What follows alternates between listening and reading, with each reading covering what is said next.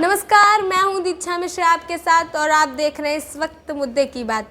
आज का हमारा ये सेशन बहुत ही इंटरेस्टिंग होने वाला है, क्योंकि आज हमारे साथ जुड़ रहे हैं एक ऐसे खास मेहमान जिनको सुनने में आप सबको बहुत ही ज़्यादा अच्छी जानकारियां मिलने वाली हैं। जिनको सुनने से आपके साथ जुड़ रहे हैं भारतीय सेना के कर्नल मिस्टर मनोज कुमार पाल जी, जो कि इस समय पत्रकारिता एवं जनसंचार विभाग के मास्टर्स के द्वितीय वर्ष के छात्र भी हैं।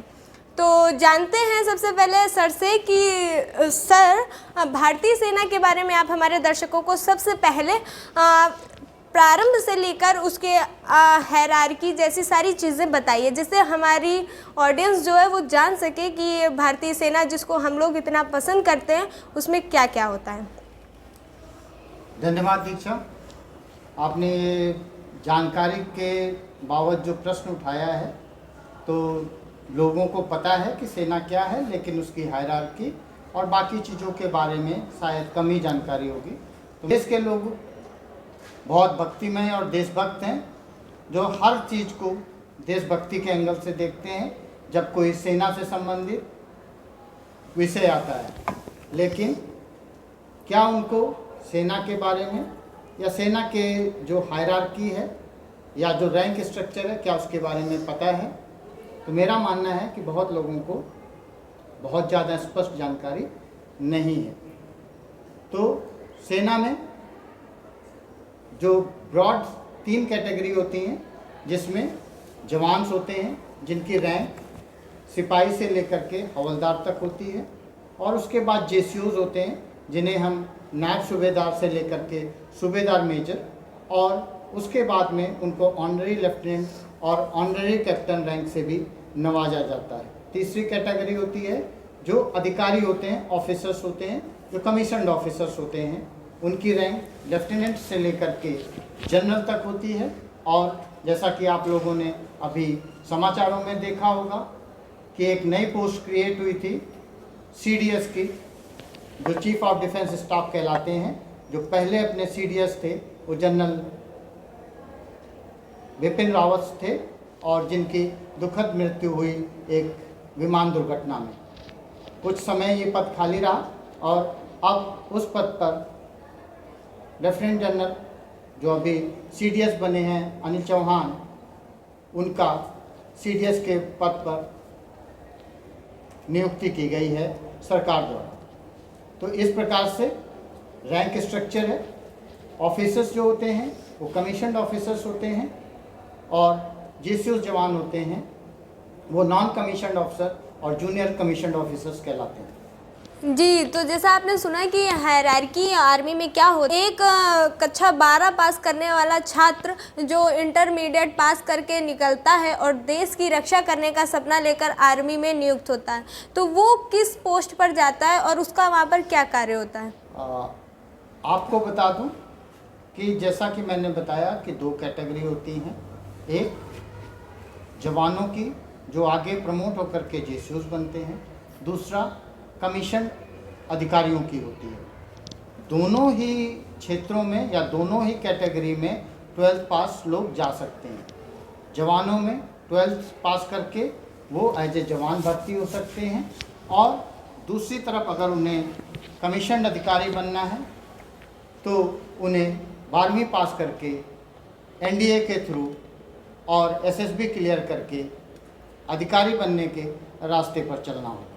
तो जैसा कि सर आप इस समय स्टडी लीव पर आए हुए हैं, यहाँ पर स्टडी लीव क्या सबको मिल सकती है? हर किसी को स्टडी लीव पर आने के लिए क्या करना चाहिए? और आपका पढ़ने में इतना ज़्यादा इंटरेस्ट है, इसलिए आप स्टडी लीव लेकर यहाँ पर आए हैं, तो पढ़ाई के लिए आप हमारे दर्शकों को किस तरह से मोटिवेट कर सकते हैं? कि स्टडी लीव जो है वो आप अप्लाई करते हैं, और एक डेफिनेट कोटा होता है, उसके अंतर्गत कुछ अधिकारियों को स्टडी लीव दी जाती है। जहाँ तक मेरा विषय है स्टडी लीव पर पढ़ाई करने का, तो मैं आपको जानकारी देना चाहता हूँ कि मुझे पढ़ना अच्छा लगता है, आप इसको एक हॉबी कह सकते हैं। तो मैं नई स्किल्स और नई चीज़ें सीखने में खासी रुचि रखता हूँ, और मैंने पोस्ट ग्रेजुएट लेवल पर 4-5 डिग्रीज़ की हुई हैं, मैंने लॉ किया हुआ है और जो आपके प्रोफेशनल लाइफ में और पर्सनल लाइफ में मदद करता है। छात्रों को मैं ये हमेशा छात्रों को कहूँगा कि उन्हें पढ़ते रहना चाहिए। आप पढ़ रहे हैं, सर्वप्रथम आप पढ़ते हैं, डिग्री लेते हैं, जिसके आप जॉब ओरिएंटेड डिग्री लेते हैं, जिस क्षेत्र में आपने काम करना होता है, आपने पैसा कमाना होता है, उस लिए आप डिग्री लेते हैं। लेकिन जब आप ऐसे प्रोफेशन में आ जाएं, जब आप काम करने लगें, तो आप अपने इंटरेस्ट को बनाए रखने के लिए पढ़ते रहें। ज़रूरी नहीं है कि आप डिग्री ही लें, लेकिन पढ़ना और सीखना एक लगातार ऐसी प्रक्रिया है जो जीवन में चलती रहनी चाहिए, जो आपको बहुत कुछ सिखाती है, समाज के बारे में, परिवार के बारे में, दोस्तों रिश्तेदारों के बारे में, देश और दुनिया के बारे में। जी, तो जैसा आपने सुना सर इस समय स्टडी लीव पर आए हुए हैं और मेरे परिचय देते समय आपने जाना होगा कि सर इस समय मास कॉम के मास्टर्स के द्वितीय वर्ष के छात्र हैं। तो सर से इतना इजीली कनेक्ट हो पाने का सबसे अच्छा रीज़न यही है कि सर हमारे सहपाठी हैं और यहाँ पर बिल्कुल भी उनके अंदर आर्मी वाली स्ट्रिक्टनेस नहीं है। वो बच्चों के साथ बच्चों जैसा ही और हमारे साथ हमारे जैसा ही बिहेव करते हैं। अच्छा सर, आप मास कॉम में बच्चों को आगे बढ़ने के लिए, क्योंकि ये फील्ड एक ऐसी है, हमें हमेशा बताया जाता है कि अगर आप लगन और मेहनत के साथ इस पर लगे रहेंगे तो आप सक्सेस ज़रूर पाएंगे, लेकिन बहुत सारे लोग ऐसे हैं जो थक हार कर ये फील्ड चेंज कर देते हैं। तो क्योंकि आपको ये सिर्फ आप अपने पैशन के लिए इस कोर्स को कर रहे हैं, लेकिन आप हम जैसे लोगों को क्या बताना चाहेंगे, क्या किस तरह से स्ट्रेटेजी के साथ हम आगे बढ़ें जिससे इस कोर्स को करते हुए हम इस फील्ड पर भी सफलता पाएँ? इस बारे में मैं आपको बताना चाहूँगा और बाकी छात्रों को भी ये कहना चाहूँगा कि कोई भी विषय या कहीं भी किसी भी क्षेत्र में सफलता आपको 4 दिन में नहीं मिलती है, आपको लगातार प्रयास करने होते हैं। पहली बात, जो मास कॉम और जर्नलिज्म के स्टूडेंट हैं उनको अपने विषयों पर अच्छी से पढ़ाई करें, अपने प्रोफेसर्स की मदद लें और अच्छा ज्ञान अर्जन करें। इसके बाद में वो जितना ज़्यादा हो सके उतनी प्रैक्टिकल क्लासेस करें।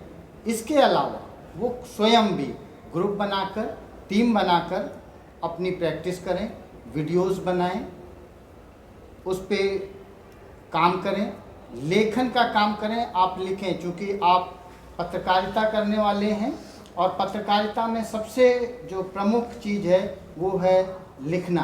और लिखना, अगर आपको अच्छा लिखना आता है वो आपको हर जगह काम आएगा, चाहे वो प्रिंट मीडिया है, चाहे ब्रॉडकास्ट मीडिया है और चाहे वो डिजिटल मीडिया है। तो आप सभी को, छात्रों को कोशिश ये करनी चाहिए कि अपनी जो स्किल्स हैं उसको बढ़ाएं, इम्प्रूव करें और उस पर लगातार काम करते रहें। आर्मी और क्लासेस और छात्र और मोटिवेशन को सारी चीज़ें इंक्लूड करते हुए उन्होंने काफ़ी कुछ बताया। तो अंत में मैं सर का बहुत बहुत धन्यवाद करती हूँ और आप सभी को भी बहुत बहुत धन्यवाद मेरा ये चैनल और न्यूज़ देखने के लिए। धन्यवाद। Thank you Diksha.